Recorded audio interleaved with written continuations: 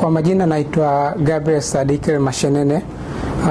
Ni Tanzania, kijana Mtanzania, mzalendo na mbunifu na pia ni mfanyabiashara. Ni mshindi wa kwanza katika awamu ya kwanza ya mashindano ya ubunifu yaliyoandaliwa na TRA mwaka 2025.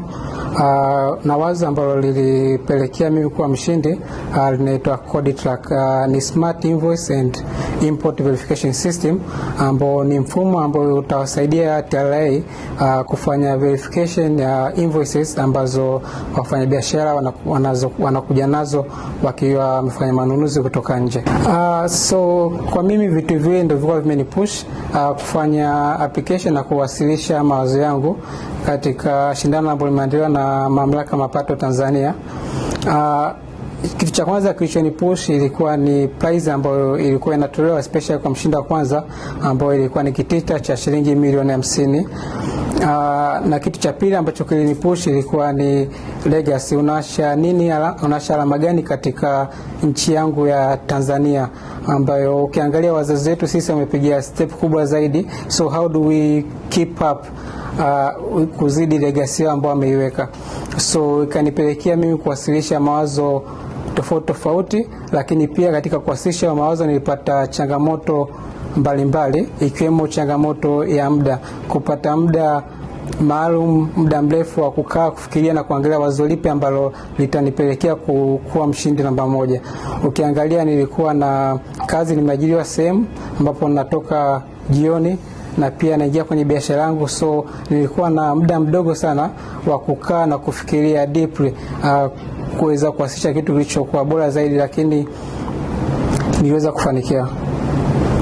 Origin na wazo langu ilikuwa ni from uzoefu kama kijana mfanyabiashara ambaye nafanya biashara zangu hapa Tanzania. Huwa naagiza bidhaa mbalimbali kutoka China, na katika uagizaji huo nilinotice kwamba mizigo inavyoingia nchini hatuwasilishi the invoice ambayo tunapewa na suppliers wa kule China. So tunatumia just packing list na vitu vingine, documents zingine kuwasilisha, lakini hamna verification kuangalia kwamba ile invoice ambayo tunasubmit ni authentic or not. So niliona kwamba ili wazo litaweza kuwasaidia TRA kujua thamani sahihi ya manunuzi yanayofanyika nje ya nchi, na hivyo itasaidia katika VAT na ukusanyaji wa kodi sahihi. Niliposhinda milioni 50 ilileta impact kubwa sana kwenye maisha yangu, especially kwenye upande wa biashara, kwenye upande pia wa uwekezaji wangu katika hisa, na pia niweza kupata connection nyingi na simu nyingi ambazo ziliingia kunipongeza na pia kupata opportunities nyingi zaidi.